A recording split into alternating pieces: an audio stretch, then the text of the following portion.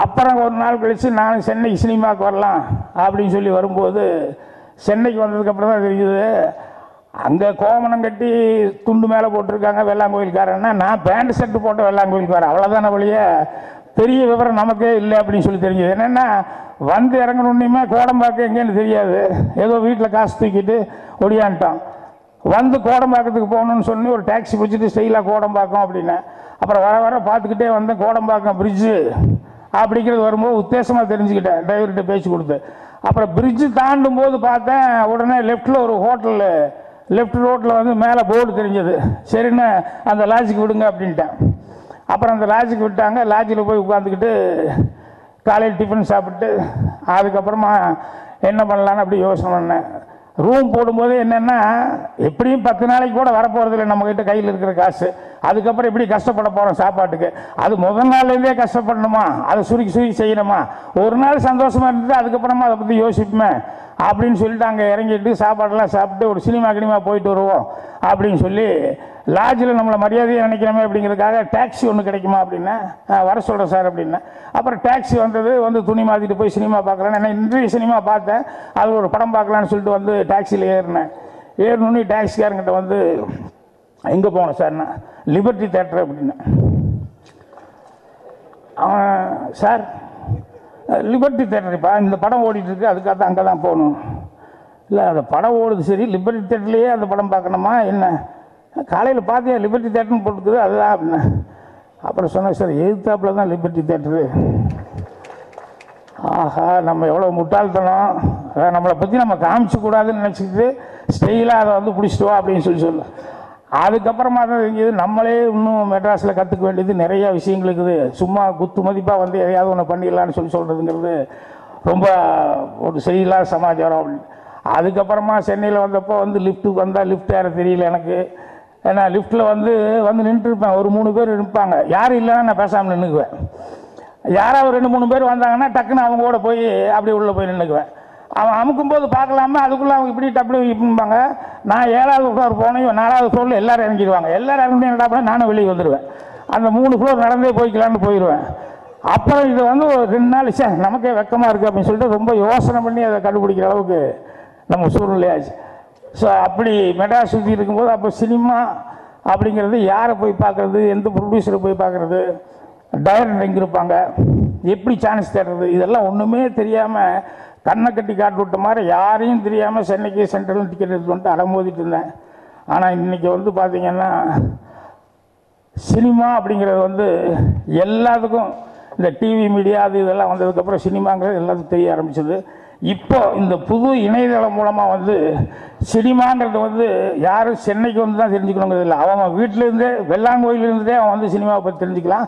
அந்த அளவுக்கு வந்து இன்றைக்கி இந்த இணையதளங்கிறது வந்து ரொம்ப பெரிய லெவலில் வந்து எல்லாத்துக்கும் உதவியாக இருக்குது. அப்புறம் 2வது நிறையா விஷயங்கள் அதாவது சினிமா உலகத்தில் இருக்கிறவங்களே நிறையா தெரிஞ்சுக்கிறதுக்கான வாய்ப்புகள் வந்து இந்த இதில் வந்து இருக்குது.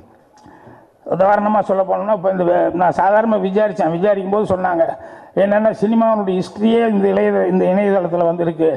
1931 ஆரம்பித்து இன்னைக்கு வரைக்கும் அப் டு டேட்டில் என்னென்ன படங்கள் இருக்குதோ அதை பற்றி மொத்த சமாச்சாரம் இதில் இருக்குது. அப்படிங்கும்போது இன்றைக்கி வந்திருக்கிற சினிமா மட்டும் இல்லை, சினிமாவுடைய ஆரம்பம் முதல் எல்லாமே தெரிஞ்சுக்கிறதுக்கான வாய்ப்பு, யார் யார் எப்படி இருந்தாங்க, பரிணாம வளர்ச்சி எப்படி வந்தது அப்படிங்கிற தெரிஞ்சுக்கிறதுக்கு ஒரு வாய்ப்பு இருக்குது. அதே மாதிரி வந்து இன்றைக்கி இந்த மெம்பர்ஸ் அவங்கெல்லாம் வந்து இப்போ ஷார்ட் ஃபிலிம் பார்க்குறது அப்படின்னு சொன்னோம்னா எல்லாத்துக்கும் பார்க்குறதுக்கான வாய்ப்பு இல்லை. ஆனால் இந்த இணையதளத்து மூலமாக வந்து வெளிநாட்டு படங்கள் நம்ம எடுக்கிற ஷார்ட் ஃபில்மு எல்லாமே பார்க்குறதுக்கான அந்த வாய்ப்புகளை வந்து இது வந்து ஏற்படுத்தி கொடுத்துருக்கு. அப்படிங்கும்போது இது எல்லாம் மெம்பர்ஸுக்கும் ஃப்ரீ ஆஃப் காஸ்ட்டில் வந்து இதெல்லாம் பார்க்குறதுக்கான வாய்ப்பு இருக்குது.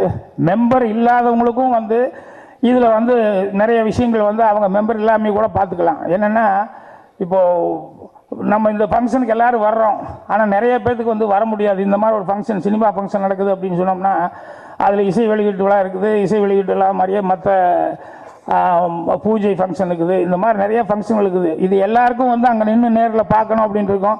ஆனால் எத்தனை பேருக்கு வர முடியும்? ஸோ இத்தனை நாள் வரைக்கும் ஏதாவது டிவியில் போட்டால் தான் உண்டு அப்படிங்கிற மாதிரி இருந்தாங்க. இப்போ அப்படி இல்லை. இது 12 மணி நேரம் சேவை. 12 மணி நேரத்தில் வந்து எங்கே நடக்குதோ அதை லைவாகவே வந்து பார்த்துக்கலாம். இப்போ வந்து அடுத்தது சாட்டைன்னா சாட்டை வந்து டைரெக்டாக லைவாக வெள்ளாங்கோயில் நான் இப்போ சொல்லிட்டு இருந்தேனே அவங்க கூட பார்த்து ரசிச்சுட்டு இருப்பாங்க. அந்த அளவுக்கு அது இருக்குது. அது மட்டும் இல்லாமல் அடுத்தது இன்னொன்று என்னென்னா, ஒரு வெறும் சினிமா சம்மந்தப்பட்டதாக மட்டுமே இது இல்லாமல் அதுலேயும் கொஞ்சம் நல்லா யோசித்து என்ன பண்ணியிருக்காங்க அப்படின்னா, இந்த சினிமாவில் இருக்கவங்களுக்கு எல்லாத்துக்குமே ஒரு உபயோகமாக இருக்கட்டும் அப்படின்னு சொல்லிட்டு பிளட் டொனேஷன் பேங்க் அப்படிங்கிற மாதிரி அதுவும் இந்த இணையதளத்தில் வந்து நிறைய மெம்பர்ஸ் வந்து பார்ட்டிசிபேட் பண்ணி நிறைய பேர் பிளட்டு கொடுத்து யாருக்கு எந்த அவசரம்னு சொல்லி சொன்னாலும் என்ன குரூப் வேணுனாலும் அந்த பிளட் அவங்களுக்கு போய் சேரணும் அப்படிங்கிற லெவலில் வந்து அந்த மாதிரி ஒன்று ஆரம்பித்து இது வந்து என்னென்னா சினிமா ஆளுங்க வெறும் சினிமாவுக்கு மட்டுமே திங்க் பண்ணுறவங்க இல்லை, அந்த சினிமாவில் இருக்கிறவங்க வந்து மனிதநேயத்தோட மற்ற உதவிகளும் மக்களுக்கு போய் சேரணும் அப்படிங்கிற அளவுக்கு செஞ்சுட்ருக்காங்க அப்படின்னு சொல்லிட்டு அதை பற்றியும் நிறையா இது பண்ணுது. அப்புறம் நான்லாம் சொல்லிட்டு இருந்தேனே, நடிக்கிறதுக்கு வந்து டைரக்ஷனுக்கு சான்ஸோ இல்லை எங்கேயாவது போய் சான்ஸ் கேட்குறது எங்கே கேட்குறது என்னங்கிறதெல்லாம் வந்து தெரியாமல் அலமோதிட்டு இருந்தோம். அப்புறம் ஒரு காலத்தில் பார்த்தீங்கன்னு சொன்னால் என் வீட்டுக்கிட்டெல்லாம் ஏகப்பட்ட கூட்டம் இருக்கும். காலையில் இருந்துச்சு இவங்கள சமாளித்து இந்த நடிக்கிறவங்கள அவங்கள புதுமுகங்களாக வர்றவங்களெல்லாம் சமாளித்து நம்ம ஆஃபீஸ்க்குள்ளே போகிறதே பெரிய மேட்டராக இருக்கும். ஆனால் இப்போ பார்த்தீங்கன்னு சொன்னோம்னா அந்த ஆளுகளே கம்மியாகிட்டாங்க. என்ன காரணம் அப்படின்னு சொன்னோம்னா, டிவின்னு ஒன்று வந்ததுக்கப்புறம் சௌகரியமாக இருக்குது இது அப்படின்னு சொல்லிட்டு அந்த டிவியில் வந்து வர்றது டிவி பிளே அதுக்கு நிறைய கூட்டங்கள் போயிருக்கிறதுனால அது அப்பப்போ கை மேலே பேமெண்ட் அப்படிங்கும்போது இப்போ ஆளுகளை தேட வேண்டிக்குது. இருந்தாலும் அந்த சினிமாவில் நடிக்கணுங்கிற ஆர்வம் உள்ளவங்க, சினிமாவில் டெக்னீஷியனாக சேரணும்னு ஆர்வம் உள்ளவங்க, அந்த மாதிரி ஆட்கள் தான் வந்து இன்னும் பெரிய டைரக்டர்களாக அவங்களையும் தேடிட்டு இருக்காங்க. அப்படி போகிறவங்களுக்கு கூட வந்து என்னென்னா நிறைய ப்ரொடியூசரை போய் உடனே நேரடியாக மீட் பண்ண முடியறதில்ல, நிறைய டைரக்டர்ஸை மீட் பண்ண முடியறதில்ல, இதுக்கான வாய்ப்புகள் இல்லை. ஆனால் இந்த இணையதளத்தில் வந்து அதுக்கு உண்டான ஒரு நல்ல வாய்ப்பு ஏற்படுத்தி கொடுத்துருக்காங்க. என்னென்னா யார் யார் புதுமுகங்கள் இருக்காங்களோ அவங்க வந்து ஒரு ஸ்டில்லை கொடுத்துட்டாங்க அப்படின்னு சொல்லி சொன்னோம்னா அதெல்லாம் அதில் இருக்கும். இப்போ நான் டைரக்டர் என்ன மாதிரி டைரக்டர் யாராவது ஆர்டிஸ்ட் வேணும்னு சொன்னோம்னா அதுக்குள்ளே போனோம்னாவே நமக்கு எல்லா ஸ்டில்ஸும் அதில் வரும். அதே மாதிரி டெக்னீஷியன்ஸு அவங்களும் அதே மாதிரி எல்லா டெக்னீஷியன்ஸும் யார் யார் அப்படிங்கிற மாதிரி இந்த மாதிரி புதுமுகங்கள் அப்கமிங்க்கு யார் யாரெல்லாம் இன்ட்ரெஸ்ட் இருக்கோ, யார் திறமையானவங்களோ அவங்களுடைய ஃபோட்டோ வந்து வாங்கி போடுற மாதிரி அவங்களுடைய டெமோஸ் அதுவும் வந்து வாங்கி போடுற மாதிரி வச்சுருப்பாங்க. அதனால் இந்த வாய்ப்பு தேடுறவங்களுக்கு வந்து உண்மையிலே இது மிகப்பெரிய ஒரு வரப்பிரசாதம். முதல்ல எல்லாம் வந்து அந்த மாதிரி கிடையாது. இப்போ என்னென்னா 2 பேர்த்துக்கும் உபயோகம், அதாவது டைரக்டரு ப்ரொடியூசர் அவங்களுக்கும் உபயோகமாக இருக்குது, புதுசாக வாய்ப்பு தேடுறவங்களுக்கும் வந்து இது மிகப்பெரிய ஒரு உபயோகமான ஒரு சமாச்சாரமாக இருக்குது.